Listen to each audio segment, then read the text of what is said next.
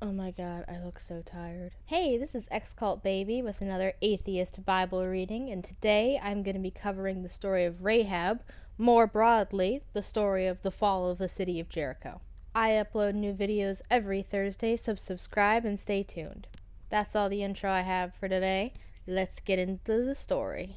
So, to give some context for this story and where we're at right now, the Israelites have been wandering in the wilderness for about 40 years under Moses, and Moses has just died, so now he's passed the buck to Joshua, and now Joshua is leading the Israelites, and they are just entering the land of Canaan. But before they can get through to Canaan, the promised land, they first have to cross the Jordan River and then pass through the city of Jericho.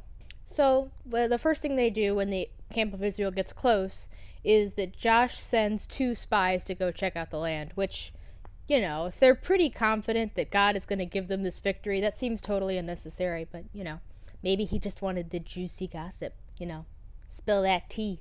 Anyway, so the 2 spies end up staying in the home of a prostitute named Rahab, and, if I were a spy on a mission, I would probably try to stay, somewhere pretty low-key, but, either all of the hotels were full, or they're just putting Rahab out of business for the night, or, they're having a little fun on the job, if you know what I mean. Either way, they're probably terrible spies, because the king finds out pretty quickly what's going on, and he sends some guards to go and get the spies from Rahab's house. And when they get there, Rahab has hidden the spies up on her roof, and when the guards come to her door, Rahab's like, "Oh, they were here, but they gone now. So you better catch up and catch him." And Rahab's no dummy. So she goes to the guys and she's like, "Listen, I heard about what happened in Egypt and the Red Sea and all the other places you guys have been, and I'm not a fool, okay? I know you guys are looking at Jericho as your next target, and I want out. I just kept your dumbasses from getting captured by guards. So, return the favor maybe." And the spies are like, okay. So, if you keep this red cord tied to your window, and you stay inside of your home when we come and massacre the entire city, you and your family will be safe, as long as they stay here. So they use this red cord that they've tied to her window to climb down, because her home is actually on the city wall. So they're climbing down the other side of the wall, really, and out of the city, and they go back to the camp of Israel. So they report to Joshua, and the next day, Joshua has the priests carry the Ark of the Covenant out to the Jordan River, and pretty much as soon as they step into the riverbed, the river, stops flowing somewhere upstream, and it dries up, and all the Israelites go ahead and cross, and then once everybody's crossed the river, they step out of the riverbed, and it starts flowing again. This obviously makes no sense, but if you already believe in a supernatural deity that created everything and all that, I mean, this isn't that much of a stretch. You're already doing so many mental gymnastics to make a lot of other things in the Bible make sense that this isn't really it's just a drop in the bucket. They also piled up some rocks in the middle of the river to show that they had been there, I guess. So now God, through Joshua, tells all the men in the camp who have not yet been circumcised to get circumcised. What I don't understand is why God keeps telling these men that they have to cut off part of their penises when he made them with that part of their penises attached to them. If it's not supposed to be there, why did you put it there? In any case, you know that God prefers his men cut rather than uncut, just so you know. There's probably a lot of straight women and gay dudes that agree with God on that one. So anyways, this part's really weird. The men take a few days to recover, and then the Israelites celebrate the Passover, and then an angel randomly appears before Joshua, and he's like, holy shit, an angel. And the angel's like, "Take off your sandals, bitch, I want to see some feet."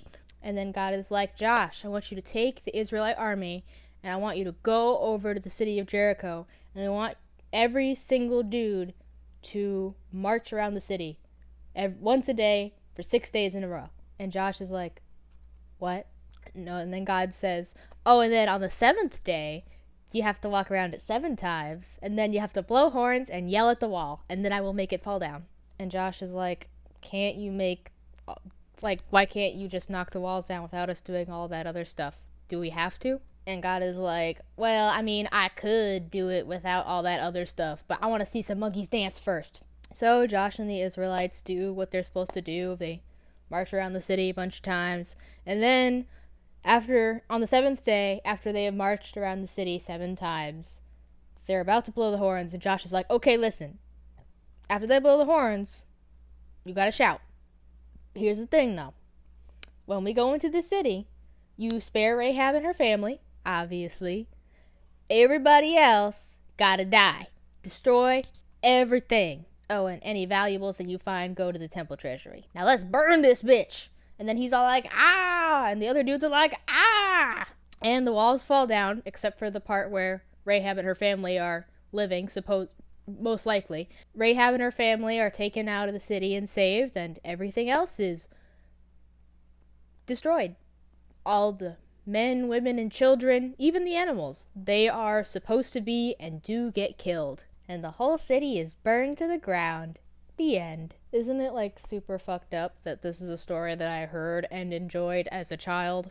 And Rahab was always, touted out as the ideal convert. She was a sinful woman, but she left her wicked ways to join the good and holy Israelites. But that's just not really how it happened. Rahab is not a convert at all. Rahab is a traitor and a fucking coward. She states pretty clearly that the reason that she is betraying her people and going with the Israelites and saving the spies is out of self-preservation, purely. Everyone in the land has heard about the Israelites' 40-year rampage, committing genocide after genocide. They all know about it, and instead of doing everything in her power to stop them, or at least try to, no matter how futile that attempt might be, Rahab is like, I'm no dummy. I'm gonna back the winning side here and get the hell out. She doesn't report the spies. She doesn't give them up to the authorities.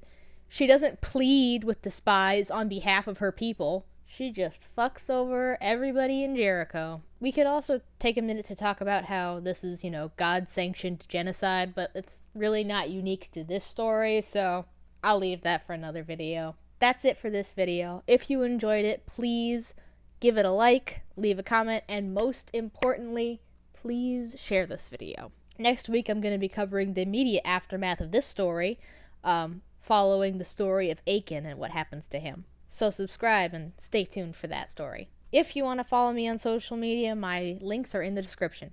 I am XCultBaby, reminding you to go free yourself. Thank you for watching.